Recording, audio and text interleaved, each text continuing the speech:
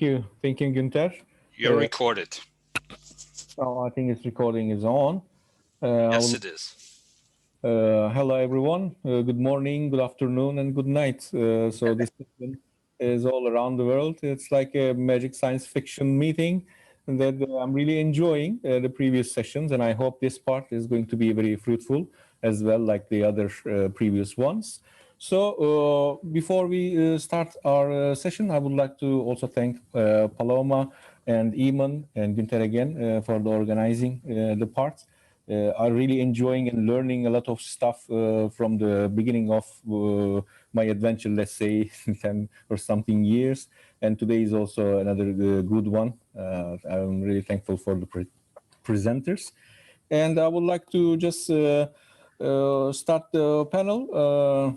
I hope you can just prepared for this short one and to give the word before we have 6 very distinguished panelists for today. And I think I've seen everyone here. Bartłomiej Marona from Cracow University of Economics and Seow from National University of Singapore. And we have Danielle Sanderson from University College London and Elaine Worzala from College of Charleston. And if you say Yunus from University of Baltimore. And we are going to just start discussion of the panel topics. And I'm going to just hand in the words for each panelist for around 5 to 7 minutes to have their words or small presentations, maybe 1 or 2 slides they have just sent before. And then in the remaining parts to have an open discussion for the participants. So I would like to just start with the panelist lineup here, if you all agree on that, from Bartłomiej Marona. I hope you are. Of course, I'm ready. Thanks, Kerem. Okay. Yeah. Hello, Bartłomiej. So, floor is yours. Okay, many thanks. Hello, everyone. First of all, I would like to thanks for invitation for the panel, especially Iman and you, Kerem.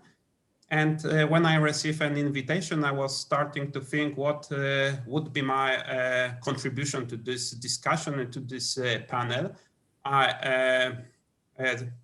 I analyzed the panel topics and I decided that I will show the perspective of our student here from Cracow University of Economics, Department of Real Estate and Investment Economics. And during the week, I prepare with my colleague from department, Dr. Tomal, short survey research. Right now, we can easily prepare all kinds of a survey research among our students because it's much more easier than it was during our last European Real Estate Society seminars. And I would like to show you a few slides which are dealing with panel topics.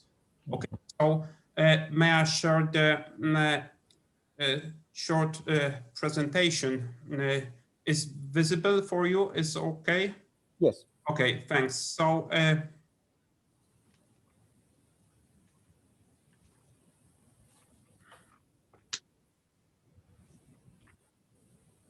okay, so as I told you, during this week, I prepare a short survey research. We've got in Cracow around 75 daytime students, and we had a response from 33 students, so it's a quite impressive response, both bachelor and master students.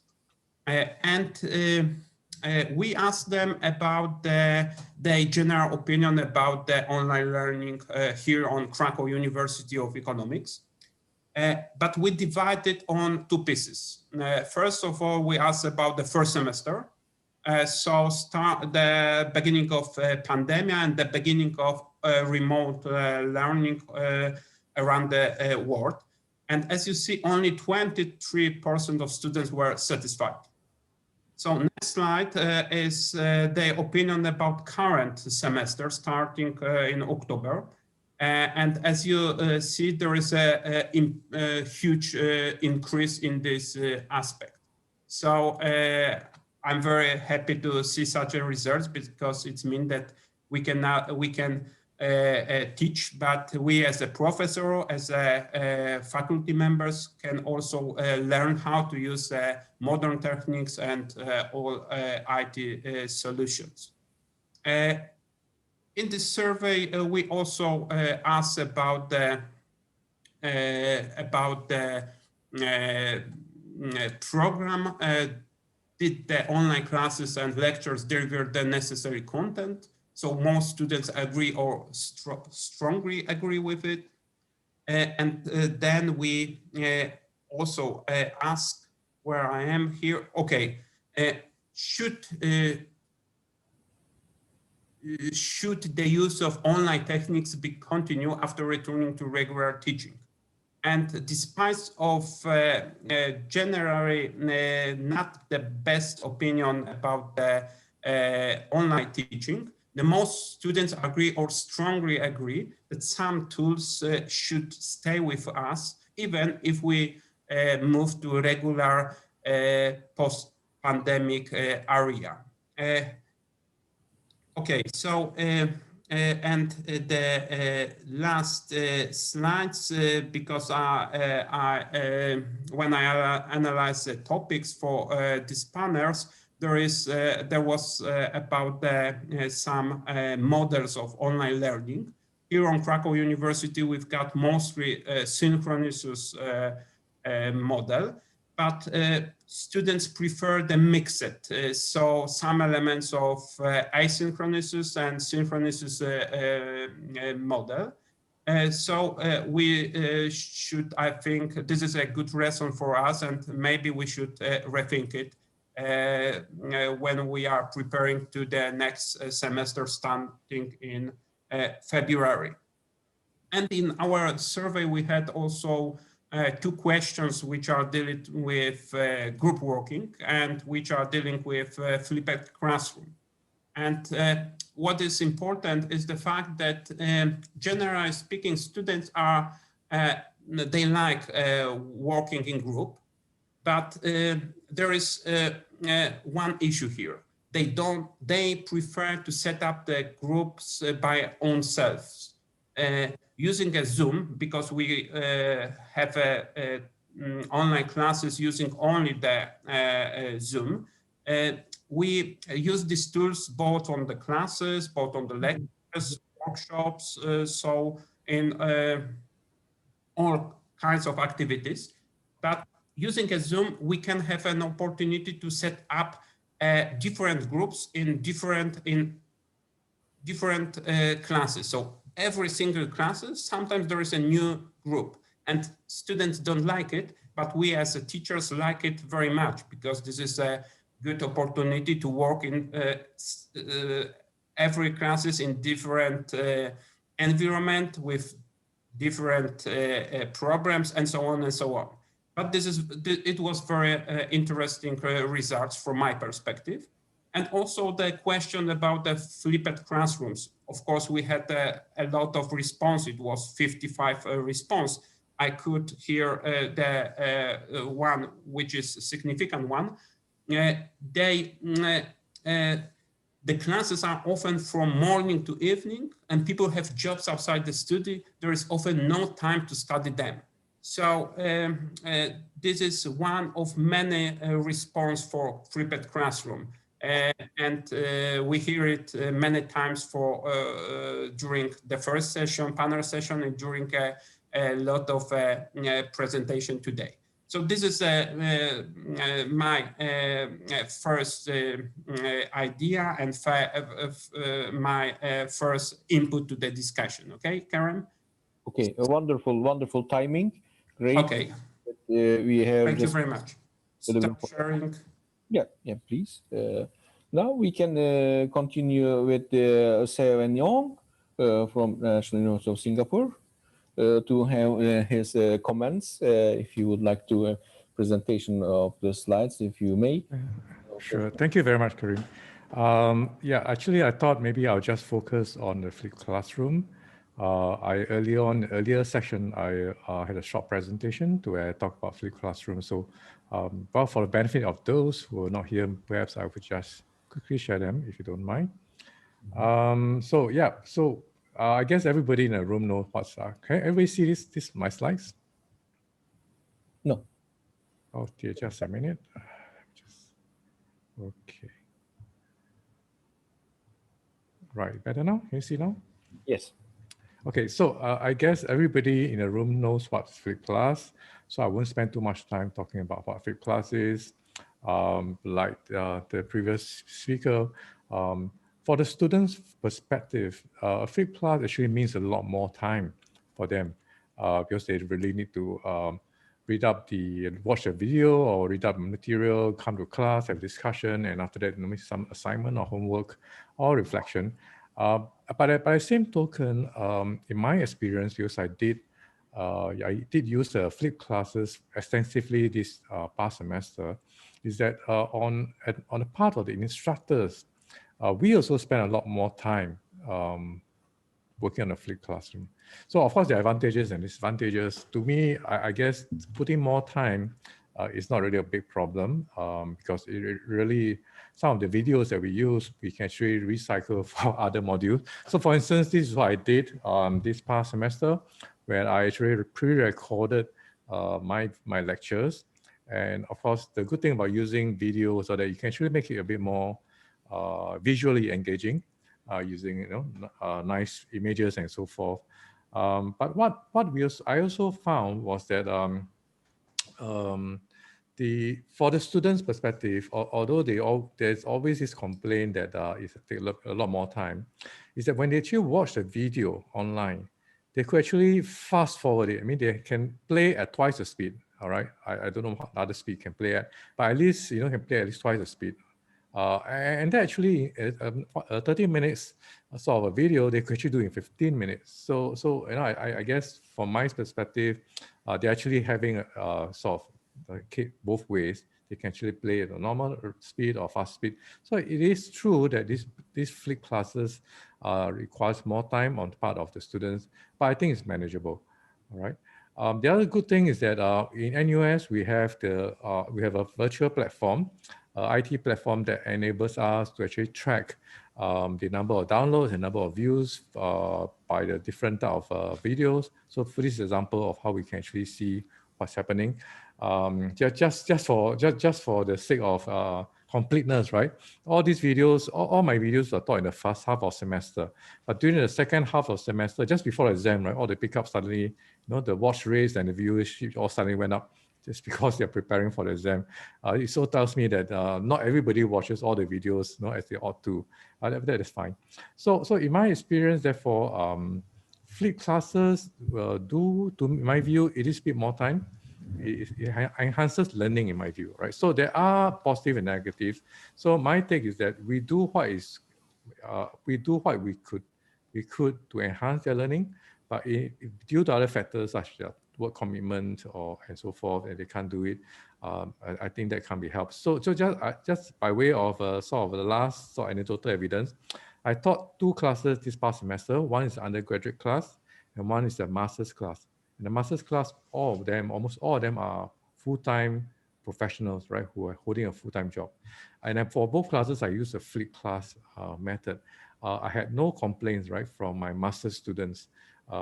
Only complaint I heard was that they say, oh, your cases are too long, it's like 40 pages long and so forth.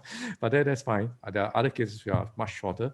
So I think the benefits and the sort of costs of flipped class, they ought to be weighed, and in my view, it sort of tilts in favor of the benefits. Thank you. Oh, thank you, Seow. You're also perfect on timing. I would like to continue with Danielle and Sanderson to have her shared experience with us. Thank you, Kerem.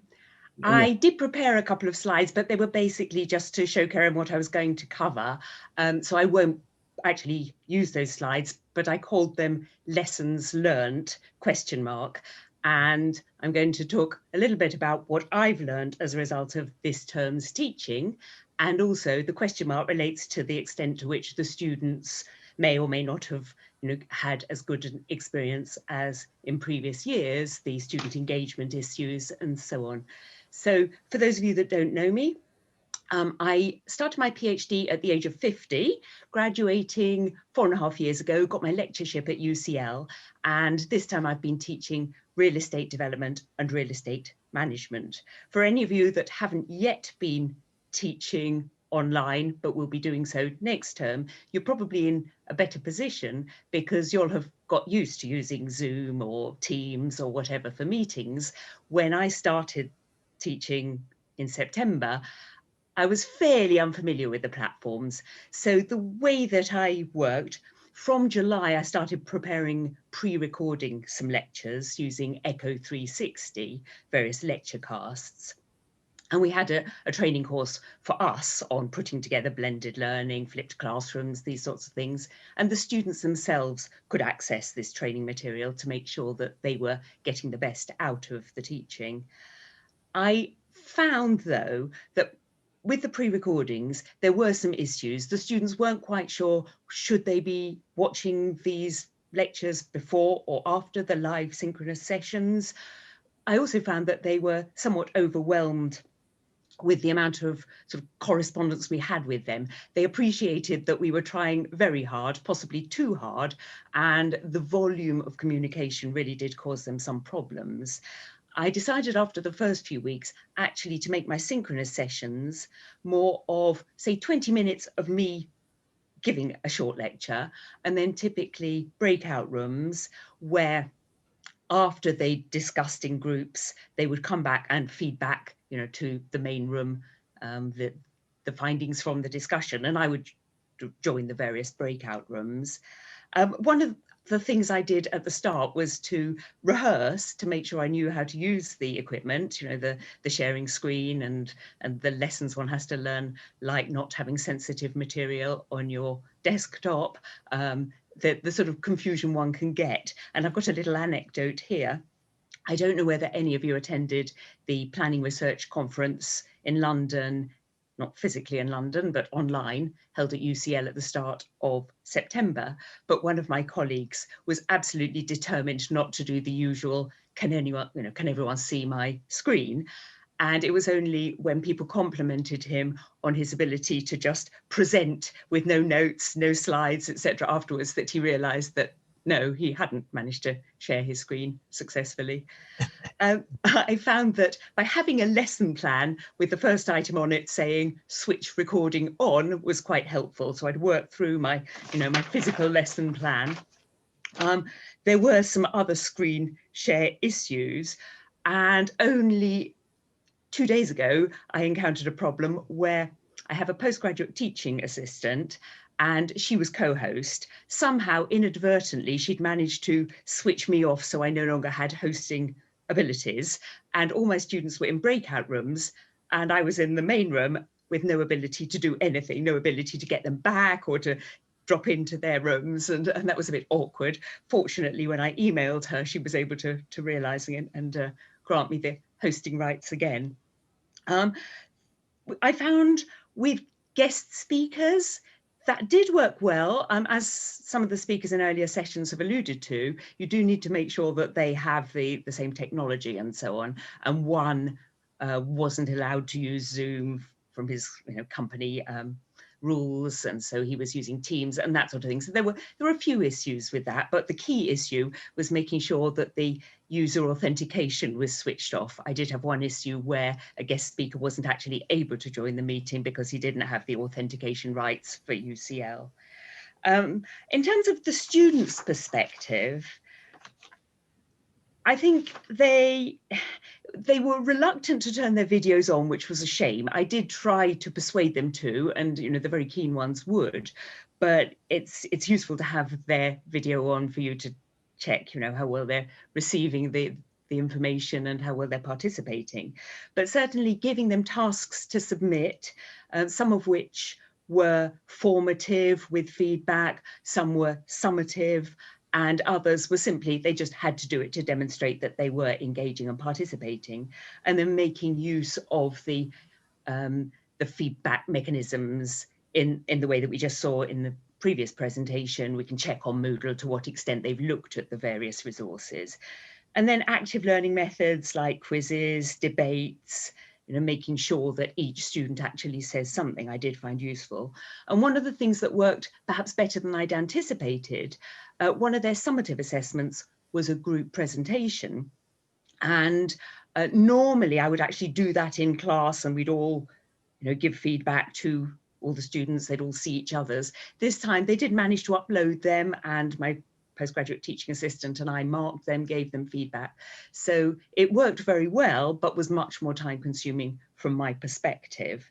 What I feel they've missed out on are things like the field trips, the site visits. There's a role play exercise that I normally use that I wasn't able to do. Now I know some of those things are being addressed in tomorrow's sessions. So those are some of the key things that I've learned and that I believe the students have learned as a result of this term's teaching. Thank you, Danielle. Wonderful timing on the part. So we'll continue on the Elaine Worzala to share her perspective with us. Elaine. So microphone is off. Typical thing. Remember, you're right, Danielle, right. Also put your microphone on. Thank you again for inviting me to be on this panel, and it's a wonderful conference you guys are doing, and I'm thrilled because I've always wanted to come but can never make the trip in December, but now I can this morning. So again, thank you, the European Real Estate Society, for continuing on to promote real estate education around the world. For those of you that know me, you might know that I like acronyms. And so I came up with a little acronym for today. Again, I wasn't exactly sure what I wanted to talk about because it has been quite the experience for the last 9 months. Us in the US, we kind of like shut down after spring break and then just got told to jump in. So we did. And then again, we went through this whole semester. Some faculty chose to be synchronous. Some chose to be flipped or hybrid. They encouraged most of us to do hybrid if they could. I chose synchronous because I knew Charleston has hurricanes and we'd probably be shutting down anyway. So I had gone for 4 years in a row, losing a week. So I thought, you know what, I just want it to stay at least constant. So I ended up going synchronous, not asynchronous, i.e. live on Zoom.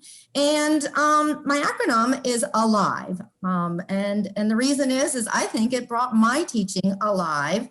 It forced me to change some of the things that I'd gotten kind of lazy with. For those of you that don't know me, I've been around for quite a while.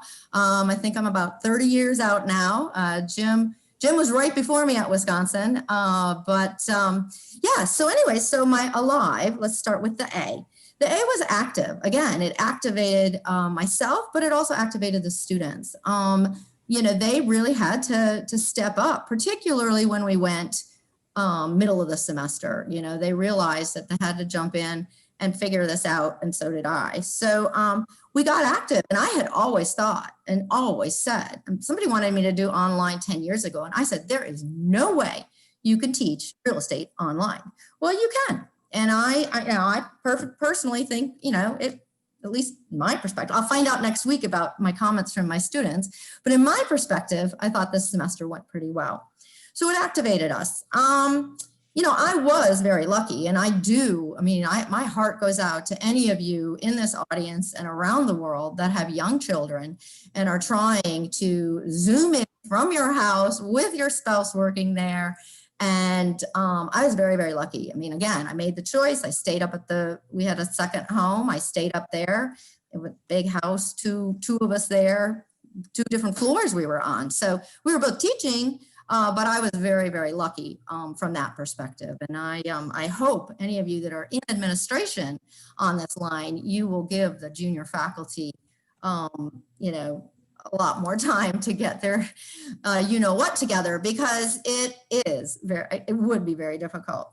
The third one is innovative. Again, had to kind of think out of the box, and and I started to advertise. I was a little nervous. The students wouldn't choose my class because I was not going to do any face-to-face. So I started advertising it. Hey, I'm going to Zoom people in from LA. I'm going to Zoom people in from Australia. This is going to be the best of both worlds. You're going to get to know Charleston as a market, but you're going to learn from people outside that market. So again, couldn't really bring people. I have brought people in from Australia. Sandy Bond's in the audience, and she came to Charleston once, but that cost us money, that cost her money, et cetera, et cetera. This way we Zoomed in. So you got to be innovative. And again, I am a live project person. Every single class I teach will have live projects. And so I had to get innovative with that too.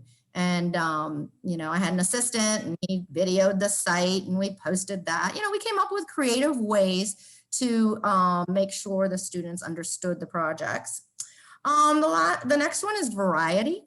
Again, variety, I was able to put in a lot of different things that I might not have done in a regular face-to-face classroom. I had to be creative and got videos and, lots of kind of things. Again, some of you, I'm sure, have learned over time that over this last 9 months that, we can add some extra stuff that other people are doing much better than I would do, and they can learn from that as well. And then the last one, believe it or not, I really felt engagement happened. I took full advantage of those breakout rooms once I figured out how they worked. I didn't understand them at first, just like I didn't understand the Zoom at first. I got on and I'm in a room by myself and I kind of panicked. I was like, whoa, where is everybody? But, I got used to it. And then I realized that these breakout rooms are fantastic. So I used them in my classroom. We used them with the club a lot. We had events where we could split people up and put professionals, and the students got fantastic exposure to professionals. I haven't counted them all up, but I probably had 50 different people helping me with this class. I mean, it was definitely a village. I taught 2 classes, a freshman level, so first year intro real estate class, and then, a market analysis class. And again, you asked me a year and a half ago, I'd say absolutely not. You cannot do market analysis without being on the ground, blah, blah, blah. No, I mean, again, I really felt that it was, it went well. So we'll see again. We'll see what the students say. I did have a question for Jim Delisle, but I knew we were running out of time. And that question was, and it'll be interesting to see what the panel says about this or others say. I took a lot of time giving them feedback. I had them do practice presentations and had them recording them. But I was a little disappointed on final projects when they did not incorporate those comments and suggestions. And so that got me a little infuriated, whatever that word is, when I was doing the final grading. And I don't know how to force them to do that besides just giving a bad grade. But then I was like, well, why did I waste all my time? So I'd be really interested in what people say about that. So with that, let's see what everyone else has to say. Okay, thank you, Daniela. Wonderful timing from your side too. And then we are moving on to Nafeesa Yunus from University of Baltimore. Nafeesa, yes, I am. So nice to be here.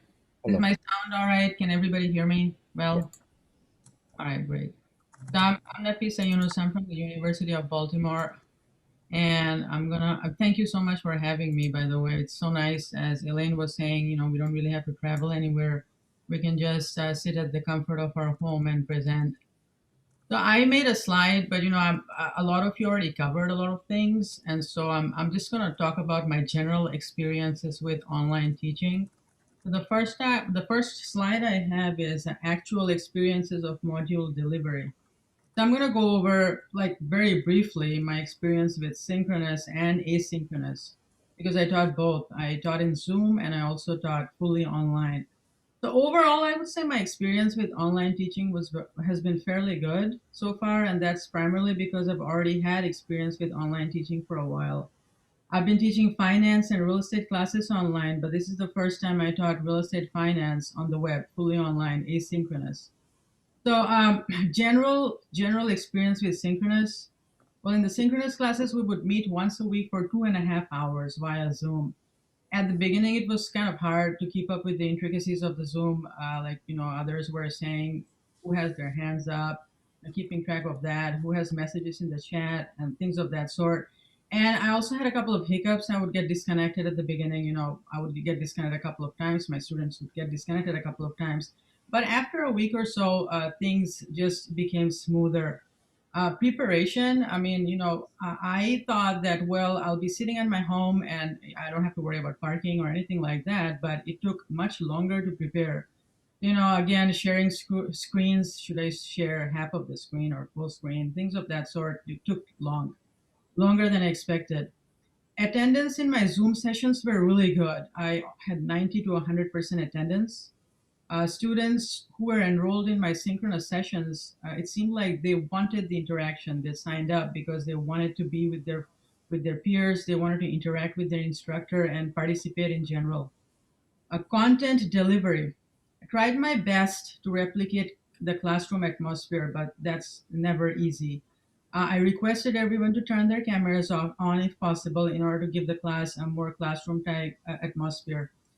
The only thing I missed the major thing I missed in my synchronous Zoom sessions was, the whiteboard. I used document cameras and it worked out really well. To write equations, go over notes, solve a problem and things of that sort. And after class is needed, I either send them handwritten notes or, a short, or create a short video for them on topics that were confusing. Experience with asynchronous. Technology-wise, again, our asynchronous class is fully online. We use the Sakai platform or the Sakai learning management system. It's kind of like Blackboard, but I like Sakai. It has a lot of cool features.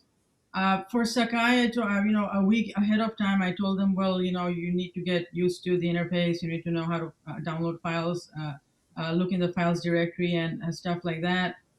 Students in the fully asynchronous classes, at least in my experience, are more motivated and are better at self-learning, at least over the last couple of semesters.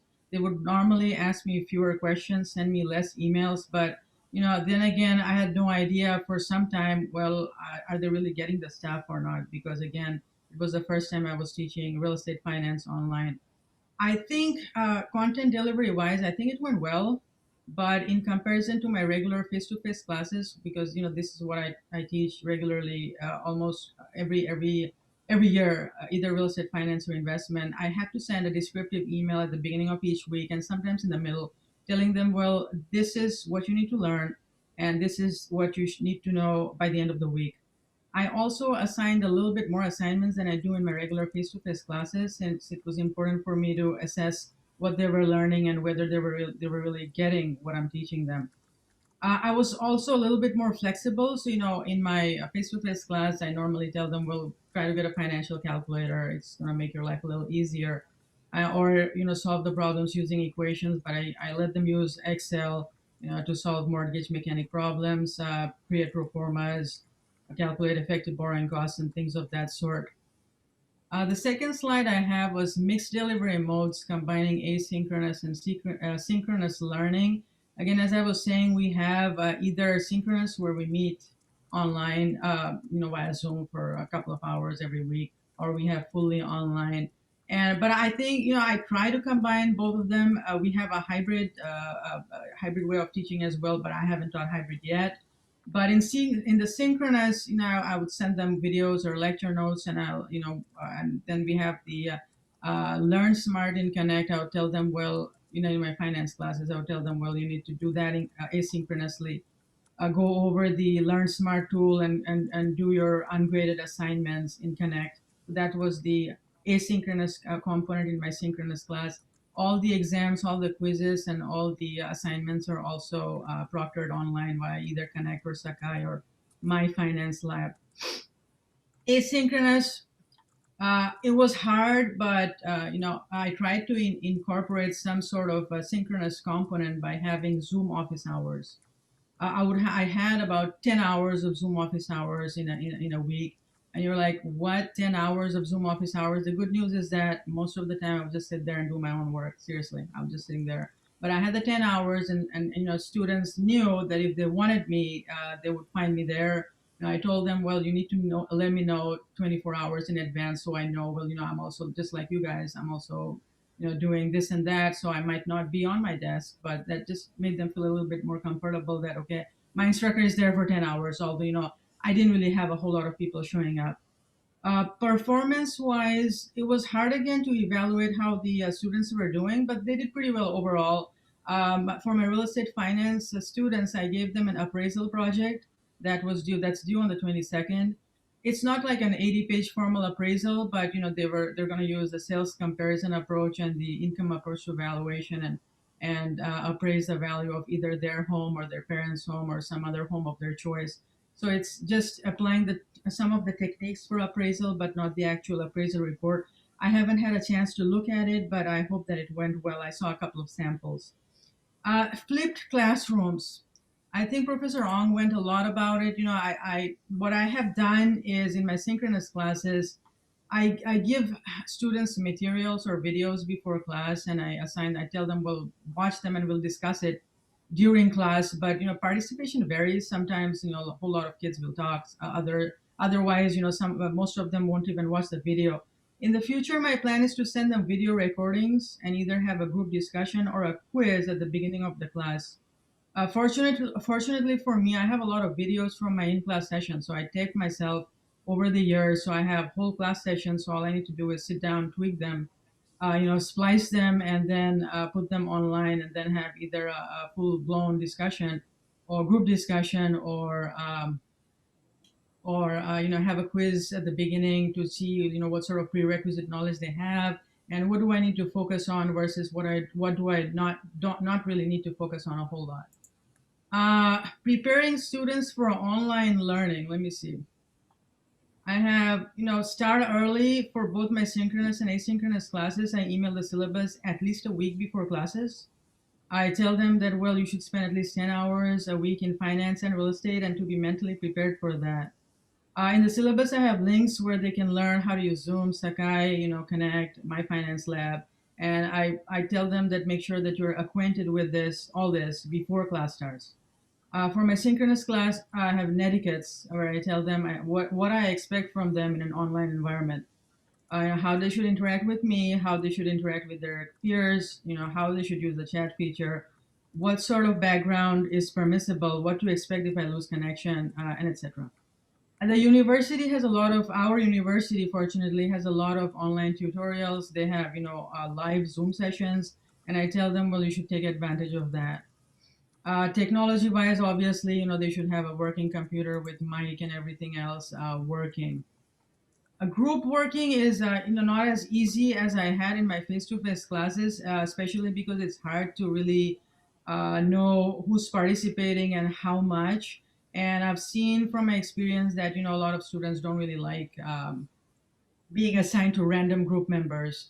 In class, of course, as many of my colleagues just said, breakout rooms work a lot, pretty well. I plan to use it a little bit more and assign roles like, well, you're going to be the leader, you're going to be the note taker, and you're going to be the presenter, and go over a problem or a case study or something like that.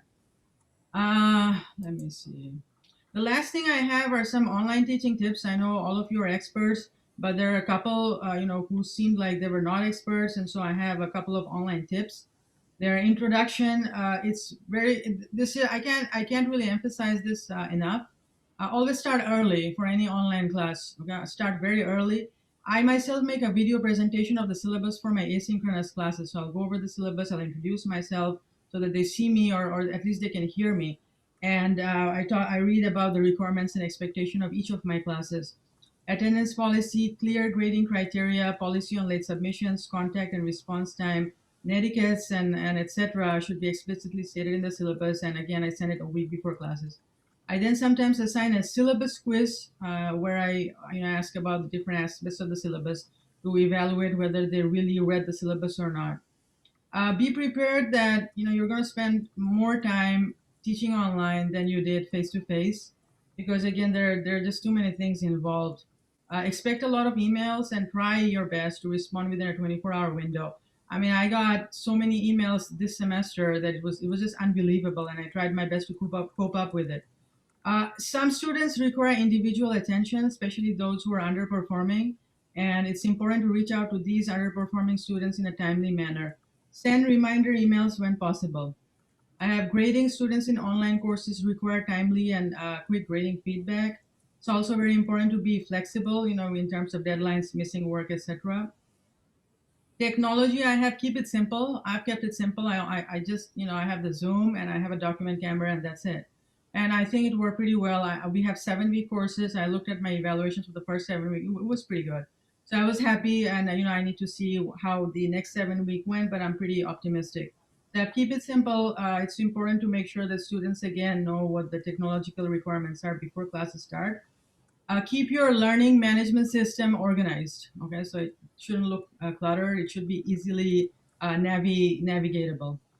And enthusiasm, last but not least, I've seen everybody super enthusiastic, but you need to share your enthusiasm with your students, either in the synchronous environment or via email, so that they're excited about taking your class. All right, that's it for me. Thank you so much for inviting me, for having me. Stay safe and stay well. Thank you, Nafeesa, for your contribution. We are still good in timing. So before on the second part of this panel, I would like to just turn into the participants to have their comments on this part, and then continue with the contributions to the panel. So anyone who would like to just have their comments and questions to ask to our panelists, please, you can open your microphones and we can continue. I think from the part of Daniela's have that the question or comment to Jim, I'm guessing, from this part, if I'm not mistaken on the comment she mentioned. Any contributions on that could be, we can continue. I think that was Elaine, wasn't it? You were going to ask something of Jim, I believe, or you. In the yeah, sure. I mean, I actually was interested in everybody else too, and I've actually been having a nice conversation with Jeffrey Robert on the side here. So, yeah, my question, or what are people doing to make sure the students actually take comments? I did a mock, they were supposed to do a practice presentation, and they did a practice presentation with their PowerPoints. It was supposed to be as polished as possible. And then I had a few of us watching it. We gave them extensive feedback, and they still had 3 weeks, and they were supposed to take that feedback and improve, and then incorporate it into their written project, because they had a PowerPoint presentation and a written project. And, before the final, and then I had a competition, and I had some professionals in there judging them. And I would say for my market analysis class, which was my seniors, they're about to graduate, they got 1 semester left. I had 8 teams, and I think only 3 of them really incorporated the comments. The rest of them just kind of left it like they'd done it from before Thanksgiving. So it was kind of like, and then in my freshman class, and the team that won was, one that incorporated, but, and then in my freshman class, it was kind of the same thing. In that class, I had 4 teams, and I think 2 of them incorporate, and I did make it clear to them that they were to, change them and incorporate the comments, but they just didn't do it. And so, I spent hours, and so did my colleagues, helping them, but then they didn't, somehow there was this disconnect, and Jeffrey and I were just trying to figure out, what is it? What is it? But Jim, did you have that problem when you gave them feedback? Did they incorporate it or not in their final projects? Well, yes and no. Sometimes you feel like the voice coach, where they do what you say and then you have to reward them. You almost have to make it a part of their grade, is whether or not they adjust or accommodate. So when you're putting together your metrics, or however your rubrics or whatever, part of it is incorporating feedback. I guess you're right. I guess I got to have a 10-point allocated to that. Yeah. Okay. I mean, I think I hadn't thought to do that, but now after this experience, I'm like, yeah, maybe I need to.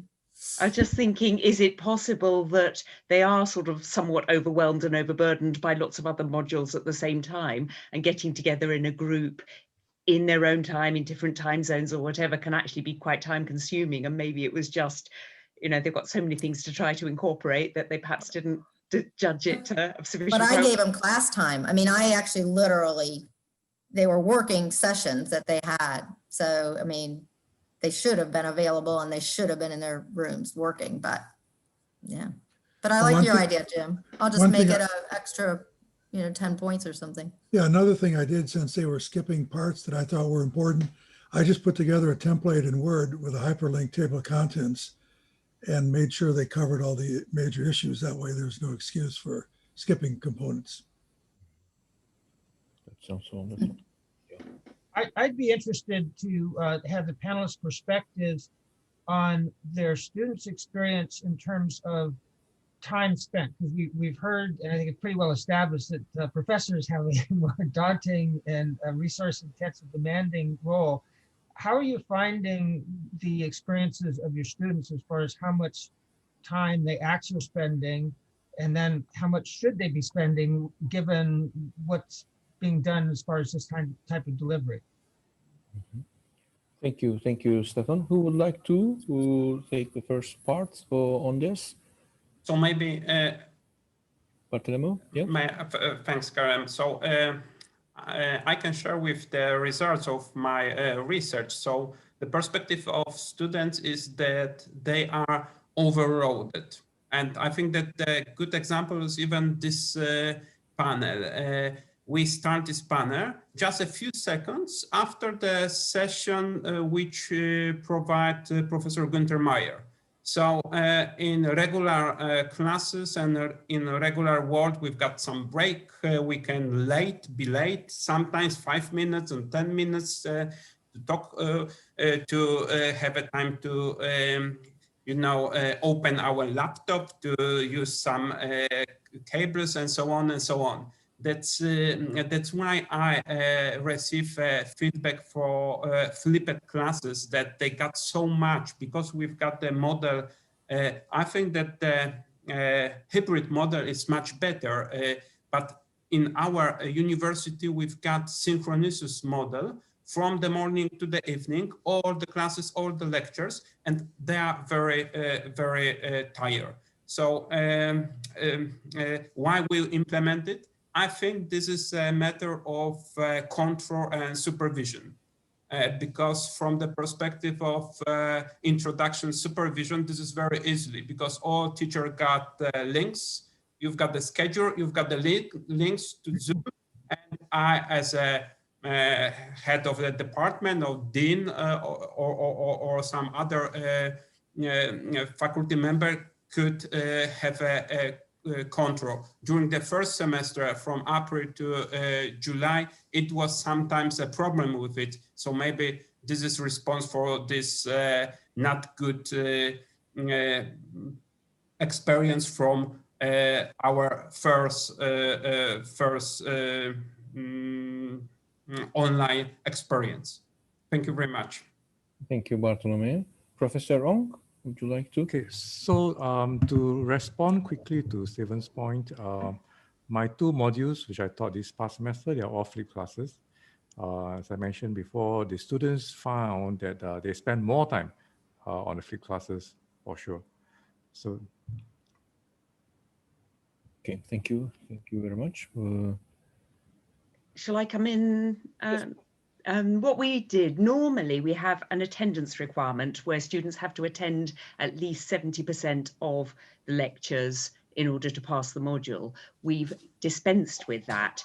And what I've found it's meant is that some students are highly engaged. They will look at all the material. I can check what they've watched. I can't check whether they've actually taken it in, but I can check that they've actually, accessed pre-recorded lectures or whatever and attended the synchronous sessions. There are others who just care about getting good grades in the 2 assignments for each module, and if it doesn't help them with that, then they don't really bother with it. So they're not getting the whole extended learning experience. They're just focused on getting their degree, and they don't really care about getting the knowledge. Thank you. Kerem, if I might follow up, I'd be interested in perspectives of the panelists sort of the overall commitment students may have to their learning journey and experiences.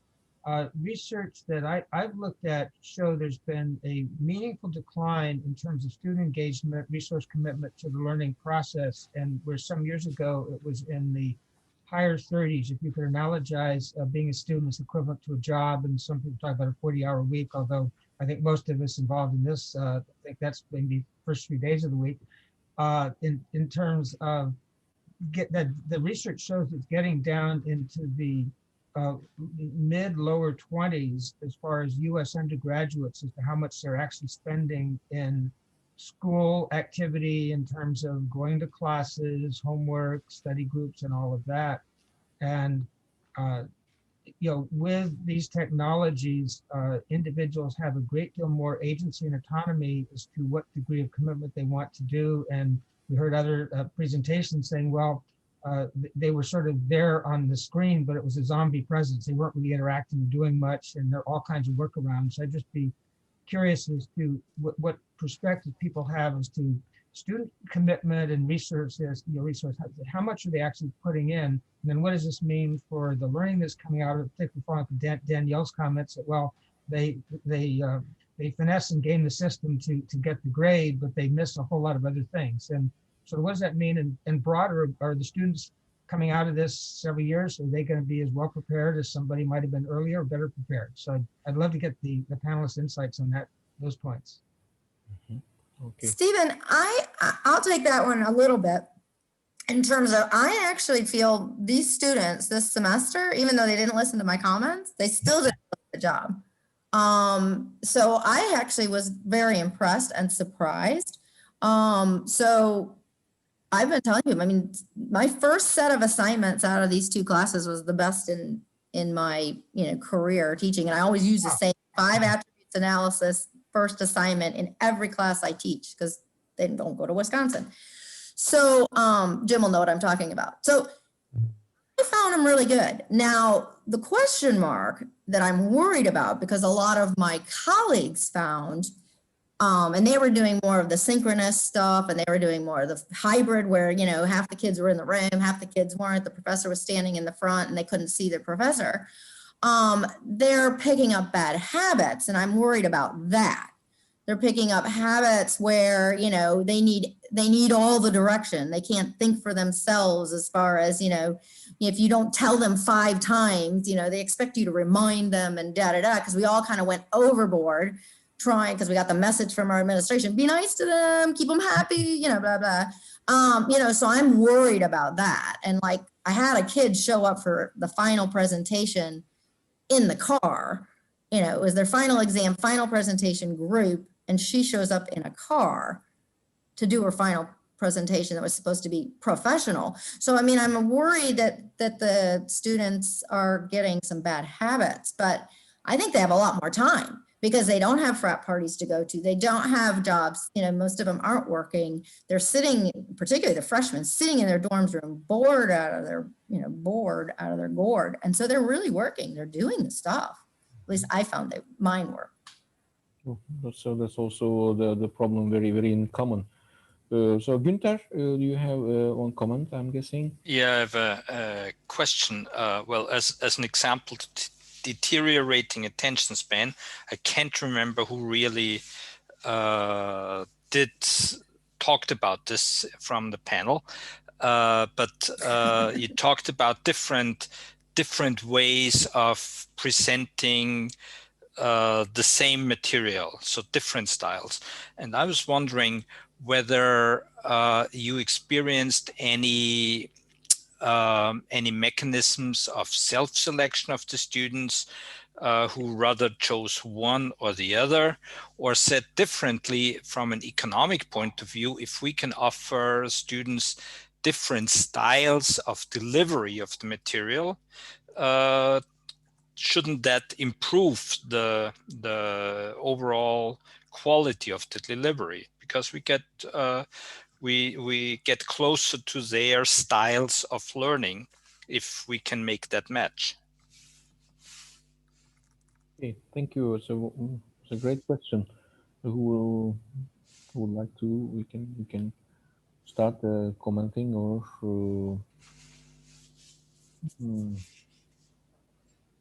wonderful.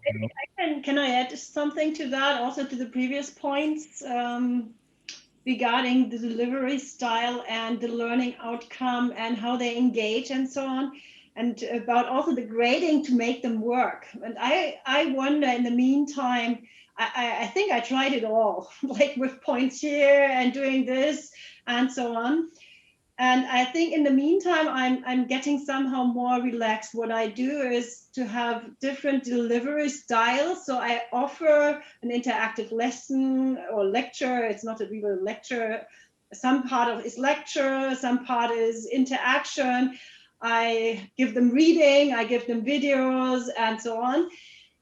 But I don't grade on the way, and I live with the fact that about only 25% have attended my today's lecture, which is like halfway through, and 25% of the inscribed people. And I think that in the end, I tell them what are the learning outcomes, and we will have a final exam with various kinds of questions.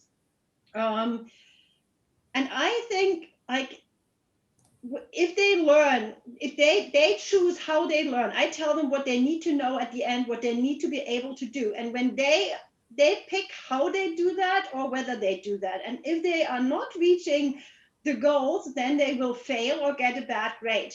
So I try to relieve myself from this pressure that I need to keep them working constantly. Of course, that would be the best, and I tell them they should work constantly because it will be a bulk at the end. But in the end, I think they are more or less, all of them are adults or nearly adults, and they decide what they are learning. What I also try is to always make clear why they need what I try to teach them, so the purpose. And if they decide not to want to know that, they might not be able to judge that, really, I know. But on the other hand, it's their life, and if they go out of the university and not knowing what they should know, they will feel that. Probably they will already feel it on the way. And I'm wondering, I'm not quite sure, but maybe it's a discussion. I'm wondering whether we should try to give the best to make them learn. We cannot teach them, they have to learn. And if they don't take the opportunity, it's their decision and it's not ours. Yeah, that's a wonderful point. I am also having this difficult measures. Well, I think we see a clear example here of different university systems. It's the Austrian system is very similar to the German one, and I know from working with colleagues in the US. There is some fundamental difference in how we treat the students. We basically treat them or consider them as grown-ups who do not need hand-holding. And we see this also with exchange students, US exchange students. When they come, they expect a lot of guidance and hand-holding that we do not provide in our system. And I think it's just different systems. And well, we have a saying at least in Austria: you can guide the horses to the water, but you can't make them drink. Yeah, we got that one too. Some extent, I think that we have to keep that in mind. But we need to try. What I've seen is that, there's never a one size fits all, especially in online learning, since I've been teaching it for a while now. I'll do the exact same thing one semester and my evaluations will be super high. The next semester I do the exact same thing, but I don't know what happened because, I did the exact same thing. So it's a little different from face-to-face where, you can see the expressions of the faces. You can tell, well, yeah, they're getting it, or I need to work a little bit more on that, or I need to, they already got that, I don't need to spend more time on that.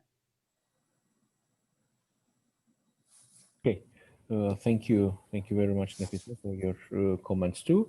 I think we have our 1 hour of the extended part of the panel. If there's no more contributions or questions to the panel, I think we can finalize the session here, and then move on to the digital of this cocktail in the next part. So shall we? Günther, Paloma, Iman. Thank you very much, everybody. This was fun. Thank you. Yeah, I'm really curious to find out, Iman, what the online cocktail will be. But may I say something before to talk the cocktail? One thing, two advice for people presenting. One is that please send the presentations to Günther or myself or both in order to prepare the library and have all the materials in the library, right? This is first thing. And the second thing is Günther will send to all of us the link to connect tomorrow in order